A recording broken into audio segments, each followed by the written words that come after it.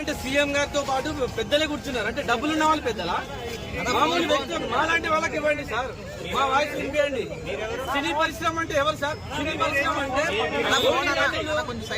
50 నుంచి 100 కోట్లు 150 కోట్లు తీసుకున్న వాళ్ళు మాత్రమే అక్కడ సినీ పరిశ్రమ సార్. సినీ పరిశ్రమలో ఎవరెవరు ఉంటారు సార్?